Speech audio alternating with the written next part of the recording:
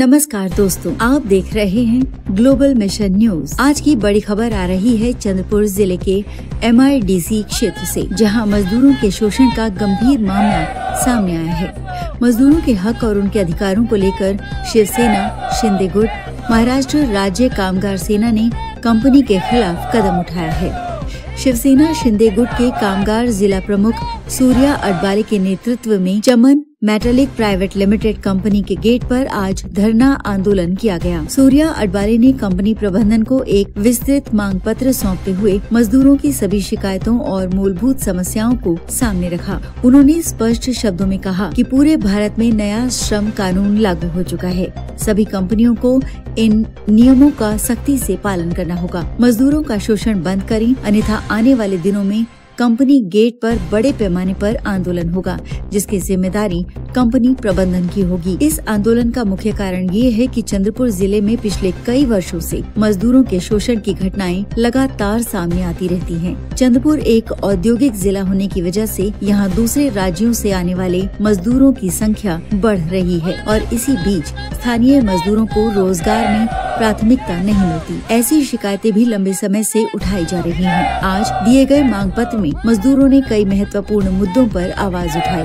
जिनमें शामिल है समय पर वेतन, ESIC सुविधा, वार्षिक वेतन वृद्धि, PF कटौती का लिखित हिसाब, सुरक्षा उपकरण उपलब्ध कराना, स्वच्छ पानी, स्वच्छ शौचालय, ओवरटाइम का उचित भुगतान, मृत मजदूर के परिवार को मुआवजा और नौकरी और अन्य कई कानूनी श्रमिक अधिकार। शिवसेना कामगार सेना का कहना है कि यदि कंपनी ने इन मांगों पर तत्काल कार्रवाई नहीं की तो आंदोलन को और अधिक उग्र किया जाएगा। ग्लोबल मिशन न्यूज इस पूरे मामले पर अपनी नजर बनाए हुए है। जुड़े रहिए हमारे साथ, आगे भी हम आपको इस मुद्दे से जुड़ी हर अपडेट सबसे पहले पहुंचाते रहेंगे।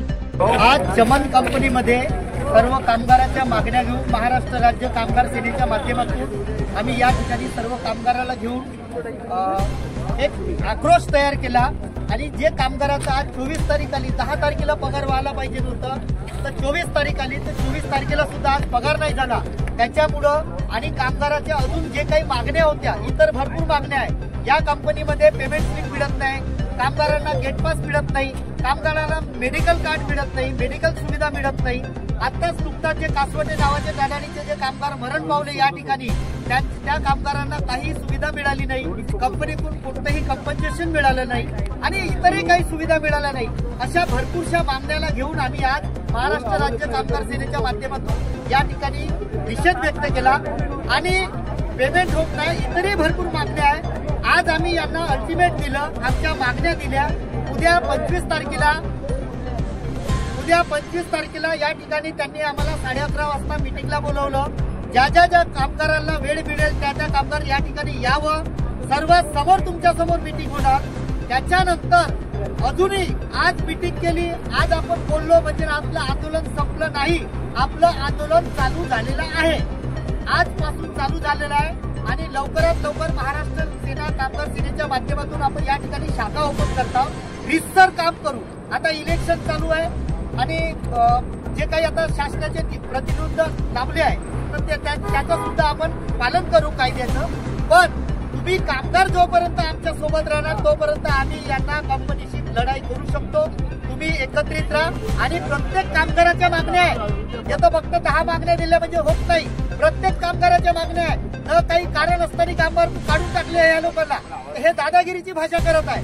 याच्यासाठी आपण एकत्रित येऊन लढाई करू आणि तुम्हाला जे जे प्रॉब्लेम आहे ग्रुपमध्ये ऍड व्हा। मनोज भाऊ आपले मित्र ते सुद्धा आपल्या सोबत आहे, आपल्याला साथ देत आहे, सामाजिक कार्यकर्ता आहे, माझे सैनिक आहेत, त्यांना सुद्धा त्याची जाणीव आहे आपल्या गोरगरीब लोकांची। त्याच्यासाठी आज ज्यांचं आहे त्यांनी जावा। पण जर तुम्हाला जर दादागिरी कोणी केली तर तुमचं काम आहे तुम्ही एकत्रित येणे, ठीक आहे।